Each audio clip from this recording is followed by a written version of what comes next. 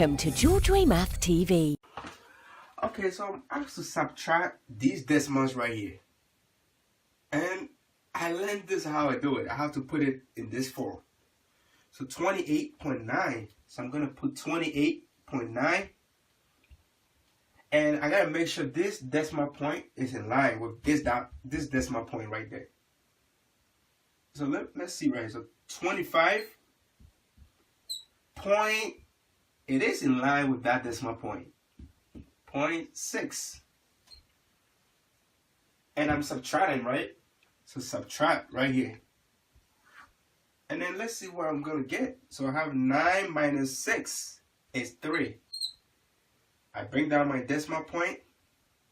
8 minus 5 is 3. 2 minus 2 is 0. I want to have 0 in front of a number before a decimal. I can choose not to bring that decimal point. So my answer is just what? 3.3. Yes, that wasn't bad. All right, let's see if I really got this, right? So this also, I'm going to put this in that form. So now I have 9.8. And then minus 5.243, right? I got to make sure the decimal point is in line. So 5.243. And again, I'm subtracting, right? And I know I have to make sure, where I'm missing numbers, I have to put 0. So I put 0 right there. I put 0 right there. So now I'm going to subtract. So 0 minus 3. The top number right here is smaller than the bottom. So I have to borrow from here. But wait a minute. That is also a 0. So that means I have to check here to see if I can borrow right there. This I can borrow.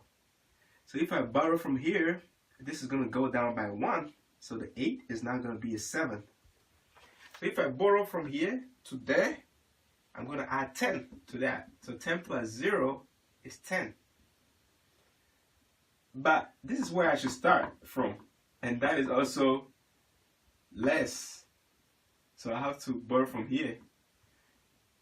So this is going to go down by 1. So become a 9 right now. But I'm going to add 10 to that. 10 plus 0 is a 10. So now I'm going to start subtracting like I'll do for whole numbers. 10 minus 3 is 7.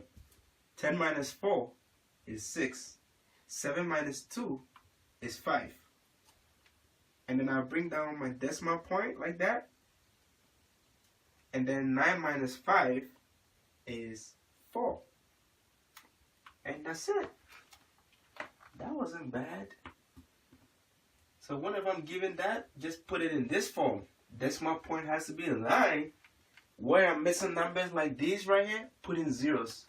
And go ahead and subtract like I'll do for whole numbers. I really love this. So I don't always have to use my calculator for this.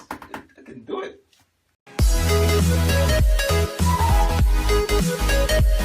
Please don't forget to subscribe, tap the bell to be notified for new videos, and share.